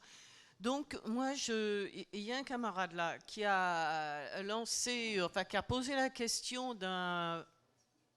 De quoi? D'un programme construit avec toutes les autres forces de gauche d'Europe. Ah ben voilà, là, tiens, je m'entends. Bon, d'Europe. Et du coup, ça me fait penser qu'au niveau européen, au niveau de la campagne, notre problème, encore plus que nationalement, c'est l'abstentionnisme. D'accord? Bon, alors, est-ce que pour lutter contre cet abstentionnisme qui nous qui nous pénalise énormément, parce qu'en fin de compte, les 90% qui veulent qu'on indexe les loyers, etc., s'ils oublient de voter, ça risque pas de se faire. Bien. Est-ce qu'il serait intéressant pour que l'idée de l'Europe, parce que pourquoi l'abstentionnisme est encore plus fort au niveau des européennes, c'est que là, le pouvoir semble très loin pour les gens. Est-ce que si on commençait dès maintenant à avoir un truc comme en France, là maintenant, on est barré sur l'Union populaire, bon, ça c'est clair, c'est net, mais c'est français. Si on se mettait d'accord avec les autres mouvements de gauche d'Europe pour avoir une bannière ou un terme comme ça, où dès maintenant on pourrait aller voir les gens en porte-à-porte sur les marchés, les tracts, etc., un tract qui serait européen, où on dit aux gens, écoutez, on s'est mis d'accord là-dessus au niveau européen, toutes les gauches, voici nos mesures et voici sur quoi il faut voter. Une liste. Vous comprenez ce que je veux dire? Tout à fait. Bon, tout à fait. Juste pour que les gens comprennent en quoi l'Europe, ça les concerne. On va prendre juste 2 dernières questions et ensuite on va répondre parce qu'ensuite il va falloir qu'on arrête. Les 2 messieurs là qui demandent depuis tout à l'heure. Oui, tout à fait. Voilà. Et puis ensuite on... Je voudrais aussi passer la parole à madame qui voudrait expliquer. Les deux messieurs, et puis on va répondre. Et il nous reste du temps, mais il faudrait Est-ce qu'on m'entend bien? Oui. Parfait. Donc pour revenir sur l'exemple du Danemark, effectivement, on disait que l'extrême droite baissait. En fait, ça n'est pas vraiment la réalité, puisqu'un autre parti reprend la place, donc Danmarksdemokraterne, qui reprend la place du Parti populaire danois. Voilà, je voulais ajouter ça. Et on a parlé tout à l'heure de la Pologne, de l'Italie, etc. Est-ce qu'il y a des lignes dans le programme, que ce soit au niveau français et européen, pour que les sanctions contre ces États soient vraiment appliquées? Voilà. Et je voulais jeter un petit exemple d'optimisme pour finir, pour nos camarades belges et irlandais du PTB et du Sinn Féin qui font d'énormes scores. Et je pense qu'on peut les applaudir là-dessus pour finir. Merci beaucoup. Merci à toi. Bon, je trouve que cette discussion est passionnante par ailleurs. Beaucoup de choses sont dites fort utilement. Et je pense qu'il y a des questions qui méritent effectivement de poursuivre la discussion qui a été. Qu'est-ce qu'il est possible de faire? Moi, je crois que, première chose, j'aurais une remarque sur la question de l'Union européenne. Beaucoup de choses ont été dites. Il y a un aspect qui me semble qui est important de souligner, c'est la montée du militarisme. C'est la montée de la marche à la guerre, l'alignement sur l'OTAN, de l'augmentation faramineuse des budgets militaires, 413 milliards, 2% en Allemagne, etc. Et nous embarquer dans, non pas le non-alignement, mais la guerre sans fin au nom de la guerre en Ukraine. Donc ça, c'est le premier truc. Plus généralement, moi, j'ai envie de dire que la question n'est pas une campagne électorale. Ce qui a été dit par Mathias, la question de la rupture, c'est la rupture pas pour les élections, c'est la rupture par rapport à toute la politique qui se met aujourd'hui. Et je crois que, par exemple, il y a une échéance qu'a indiqué Jean-Luc dans son intervention, c'est le 23 septembre. Le 23 septembre, ce n'est pas les élections européennes, mais c'est une première échéance considérable. Et je pense qu'en menant la bataille sur l'orientation de rupture qui nous veut la haine de tout le monde et qui fait que la situation française est regardée de façon très intéressé par beaucoup de militants en échelle européenne. Parce que quelle est la particularité? C'est pour ça que je suis un peu sceptique sur une liste européenne ou je ne sais pas quoi. Parce que ce qui fait la particularité en France, c'est que alors que la plupart des pays, la gauche s'est effondrée parce qu'elle a appliqué, comme l'a fait le PS en France, l'orientation qui a été indiquée, sur laquelle je ne reviens pas. Donc ils se sont auto-liquidés. En Italie, voilà. Bon, et donc l'orientation de rupture, c'est fondamental qu'on la maintienne. Et c'est comme ça qu'on aidera les autres d'ailleurs, hein, bon, je crois. Donc ça passe par les élections, mais ça passe par l'incarner tout de suite, quoi. Okay. Merci, très rapidement, je dis 2 mots par rapport à la répression des manifestants, des syndicalistes, etc. Tout est lié finalement. Les urgences, elles sont multiples, elles sont écologiques, elles sont démocratiques, elles sont sociales, elles sont sur nos libertés publiques. Et tout est lié et on doit être sur tous les fronts. Et par exemple, quand Jean-Luc Mélenchon dit que la lutte contre le racisme n'est pas une lutte sociétale, c'est ce qu'il veut dire aussi. C'est que c'est une question sociale, c'est une question sociale, c'est une question démocratique. Et moi, je ne crois pas qu'on ait à choisir finalement nos luttes puisqu'elles sont toutes liées et finalement notre programme il répond à toutes ces urgences et c'est ça qu'il faut qu'on porte. Par rapport au programme européen, je laisserai répondre Sophie, par rapport à la question de la désobéissance, l'objectif dans un premier temps c'est de créer un nouveau rapport de force au sein de l'Union européenne pour faire bouger l'Union européenne. Et si ce rapport de force, on n'arrive pas à faire bouger les lignes, eh bien ensuite, oui, il y a le processus de désobéissance. Emmanuel Macron, en ce moment, il désobéit sur les questions environnementales. Eh bien nous, on va être très obéissants sur les questions environnementales parce qu'on porte cette urgence de rupture sur les politiques pour justement qu'elles soient plus écologiques. Par contre, on désobéira quand on demandera d'appliquer la retraite à 64 ans.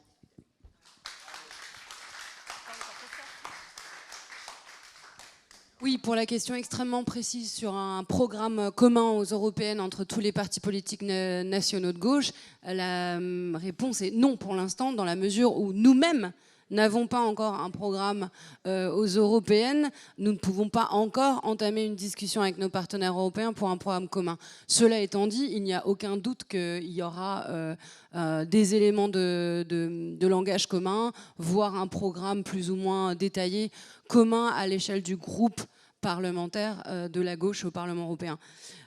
Pour cette question-là, voilà, pour cette question-là. Ensuite, sur le point sur l'exemple de désobéissance avec l'Allemagne, je pense que c'est assez intéressant. D'ailleurs, c'est pas une désobéissance techniquement, c'était une dérogation qui était prévue dans la directive. Ils l'ont juste enclenchée, ce que la France n'a pas fait, par exemple.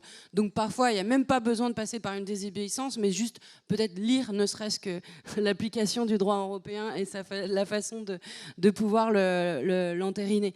Donc, parce qu'il va y avoir, par exemple, dans ce domaine-là, une législation européenne sur les logements sociaux, où en fait, il y aura plein de petites...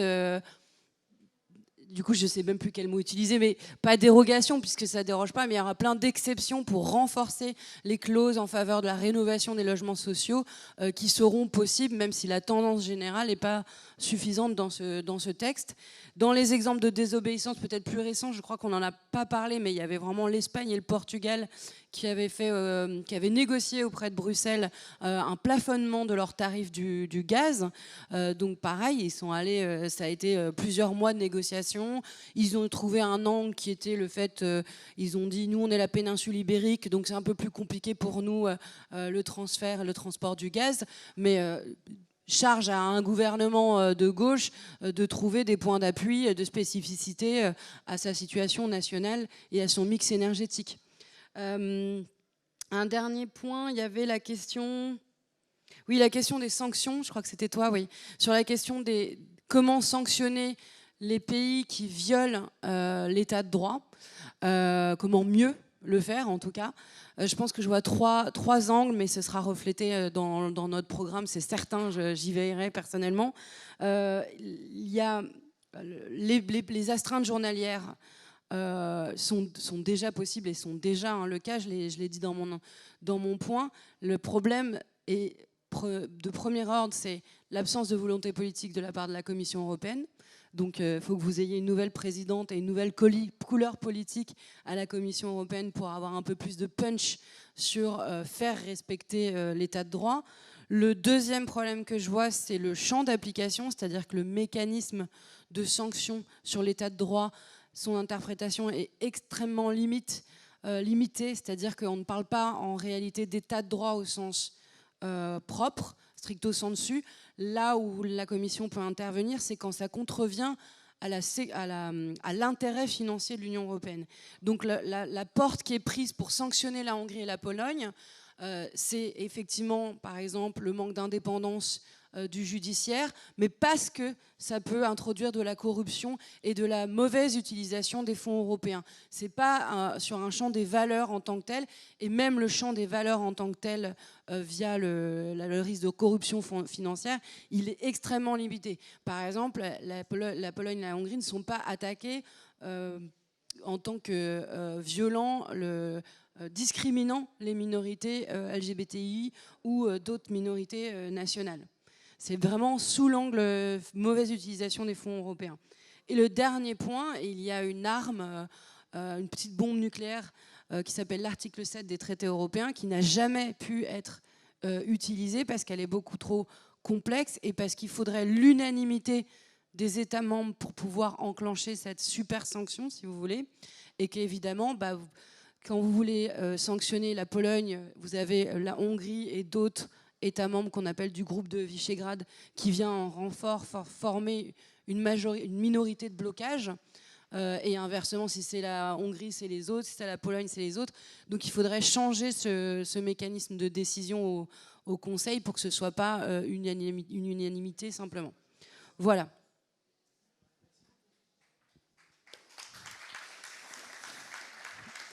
Merci, je fais très vite parce qu'on me fait des grands signes pour dire qu'on a déjà dépassé le temps qui nous était alloué. Sur la définition du néolibéralisme, effectivement, je rejoins ce qui a été dit. Je vous renvoie, pour ceux que le sujet intéresse, au livre que vient de publier Anne-Laure Delatte, L'État droit dans le mur. Elle était hier aux amphis pour plusieurs événements, plusieurs conférences, dont une que j'ai animée, et qui est vraiment une bonne manière de montrer comment l'argent public, que ce soit l'argent du budget de l'État ou l'argent de la Banque centrale, n'est pas du tout en extinction, mais il est au contraire détourné, en quelque sorte, de l'intérêt général vers uniquement l'intérêt particulier des entreprises et du capital. C'est vraiment, je pense, quelque chose qui est voilà, et c'est un livre d'économiste, il y a quelques chiffres, mais ça se lit un peu comme une enquête où on reconstitue le puzzle de comment où l'argent est passé et qui pourrait se traduire par un rendez l'argent final assez savoureux. Sur le programme, l'État droit dans le mur, Delatte, D-E-L-A-2-T-E. Voilà. Je vous pourrai redonner la référence après. Sur la question des programmes, nous on a proposé, d'abord il y a un programme français de la NUPES qui intègre un volet européen. Ne laissez pas dire qu'il n'y en a pas. On l'a fait il y a 1 an. On l'a négocié durement. On a précisé les points sur lesquels on n'était pas d'accord et ceux sur lesquels on était d'accord. Il existe. Quand vous avez aujourd'hui des socialistes qui disent « ce n'est pas vrai, il n'y a pas de programme », mais alors quoi? C'est encore une fois les promesses socialistes de type François Hollande? On fait des programmes auxquels on ne croit pas. On croyait que le PS avait changé. Donc il faut qu'ils en fassent la démonstration en étant fidèles au programme qu'ils ont accepté. Et nous, on a par ailleurs proposé de le compléter, parce qu'évidemment, une élection européenne, il y a des objectifs particuliers, par un programme d'action, mettons, je ne sais pas moi, 5, 10, 15 combats qu'on veut mener ensemble dans la mandature qui vient au Parlement européen. Sortir l'énergie du marché, faire la présomption de salariat, aller plus loin sur les questions de réduction des émissions de gaz à effet de serre et des objectifs climatiques. Une série comme ça, aller sur la réforme de la politique agricole commune avec 2-3 exigences particulières, et notamment qu'on cesse de donner le plus à ceux qui ont le plus et qui ont les pratiques les plus détestables. Quelques combats qu'on est capable de mener comme ça sur une mandature sur laquelle, franchement, si on n'arrive pas à se mettre d'accord entre nous, il faut arrêter de raconter des histoires. Si les désaccords sont si grands, alors il ne fallait pas dire qu'il y avait suffisamment d'accords pour faire une alliance il y a 1 an, juste pour avoir quelques sièges aux élections législatives. Il faut être cohérent dans la démarche qui est la nôtre. D'autant que quand on nous dit il y a trop de désaccords pour une élection européenne, mais on arrivera à se mettre d'accord pour les élections de 2027, je voudrais rappeler, et Sophie l'a rappelé, qu'en matière européenne, les chefs d'État et de gouvernement ont plus de pouvoir que le Parlement européen.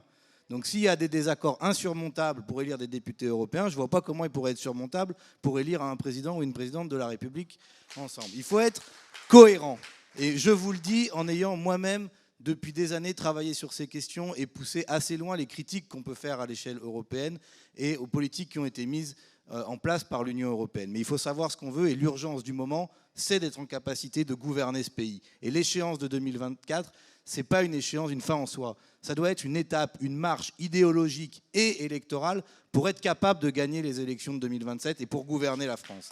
C'est ça aussi la manière dont on aborde l'élection européenne pour notre part. Sur la désobéissance, et je suis vraiment trop long, il y a des pays qui n'ont pas l'euro. Il y a des pays qui ne sont pas dans l'espace de toutes les politiques européennes qui sont menées. Vous avez des opt-out, où on décide, il y a un champ entier d'une politique européenne qui ne s'applique pas à certains pays membres de l'Union. Ça, c'est les désobéissances les plus fortes en restant à l'intérieur du cadre de l'Union européenne. Et puis ça a été dit, par exemple, sur les énergies renouvelables. La France, macroniste, est le seul pays européen qui n'a pas atteint les objectifs de développement des énergies renouvelables que lui a fixé la Commission européenne. Le seul pays. Le plus grand désobéisseur européen en matière d'énergie renouvelable, il est à l'Élysée, il s'appelle Macron. Alors nous, on pourra dire, si demain nous gouvernons la France, eh bien on respectera et même on fera beaucoup mieux que les objectifs de développement des énergies renouvelables. Mais comme l'a très bien dit Séverine, eh bien en échange, la retraite, ce sera 60 ans et pas 64, que ça vous plaise ou non. Voilà, parce que nous, on fait de la désobéissance, pas pour désobéir en soi, mais pour défendre l'intérêt populaire. Voilà, et dernier mot, je salue effectivement le Sinn Féin et le PTB qui sont des alliés, des camarades qu'on espère voir très bientôt, y compris au gouvernement de leur pays. Et pour ce qui est de la bataille médiatique, je reprends ma casquette de co-rédacteur en chef du Journal de l'Insoumission. Venez prendre le numéro de juillet spécial Europe, il est gratuit. Et n'hésitez pas, abonnez-vous, faites abonner, prenez au moins un abonnement pour votre GA, mettez-vous en commun si vous le souhaitez. On a vraiment besoin qu'il y ait de plus en plus de camarades qui le lisent, qui le fassent connaître, si on veut que ce média insoumis vive. Merci à vous.